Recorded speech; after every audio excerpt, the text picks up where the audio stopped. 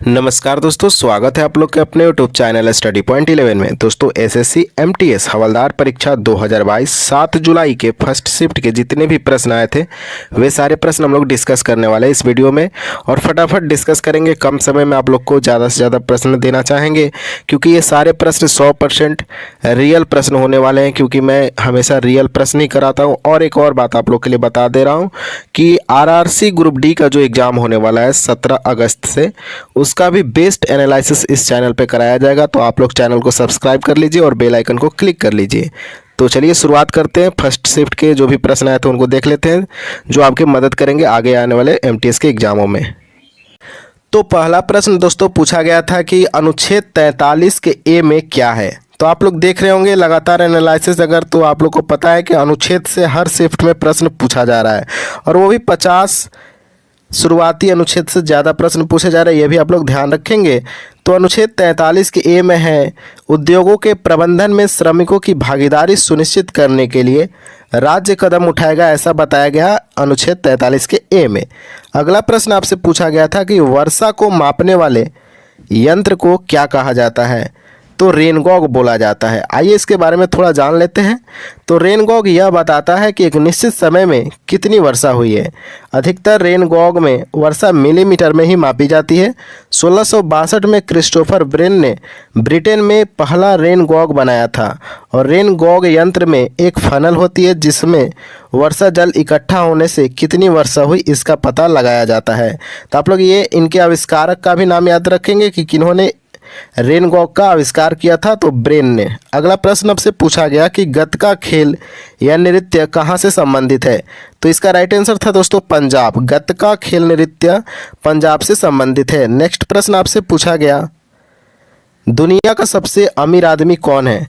तो फोर्ब्स के द्वारा जारी किया जाता है रिचेस्ट पर्सन लिस्ट। 2022 में जब जारी किया गया दोस्तों, तो दुनिया के सबसे अमीर व्यक्ति बन गए हैं एलन मस्क, जो कि टेस्ला के प्रमुख हैं, और दूसरे स्थान पे हैं ई कॉमर्स कंपनी अमेजन के फाउंडर जेफ बेजोस। तो पहले नंबर पे एलन मस्क और दूसरे नंबर पे जेफ बेजोस सबसे अमीर दुनिया में व्यक्ति हैं।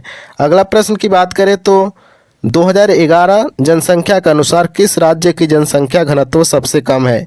यानी जो जनसंख्या 2011 से हमेशा प्रश्न पूछा जा रहा है, यानी अब तक 7 शिफ्ट हो गए हैं और 7 शिफ्ट में कुछ ना कुछ प्रश्न इससे पूछा गया है।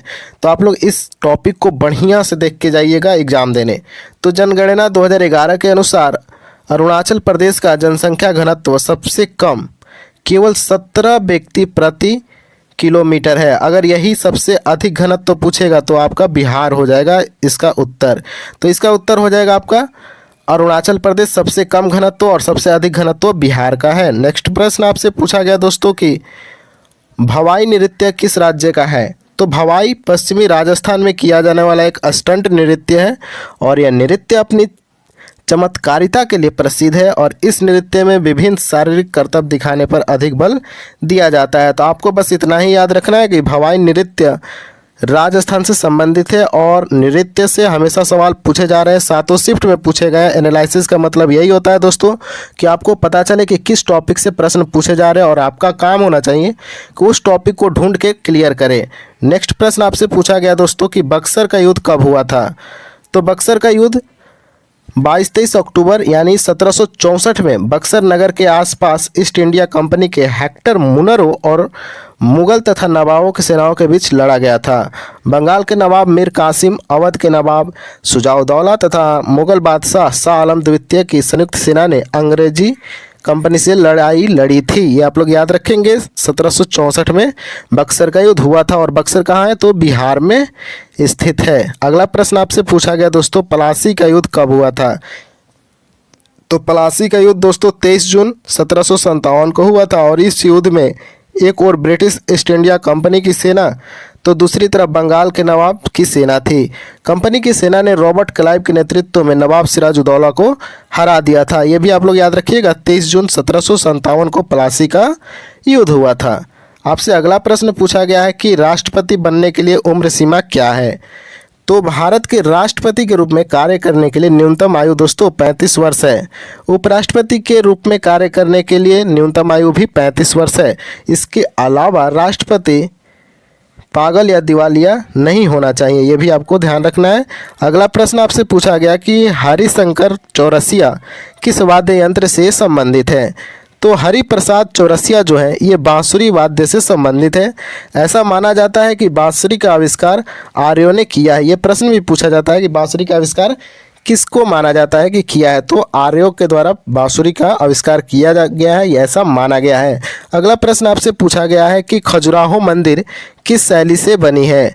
तो खजुराहो के मंदिर नागर शैली, याद रखेंगे नागर शैली के मंदिरों का एक अद्भुत उदाहरण है, क्योंकि मंदिरों में एक गर्भगृह, एक छोटा आंतरिक कक्ष, अंतराल, एक अनुप्रस्थ भाग, अतिरिक्त सभागृह, एक मंडप या बीच का एक भाग और एक चल मार्ग जो बड़ी खिड़कियों के साथ है। तो आप लोग को बस इतना ही याद रखना है कि खजुराहो मंदिर जो है नागर शैली में बनी है।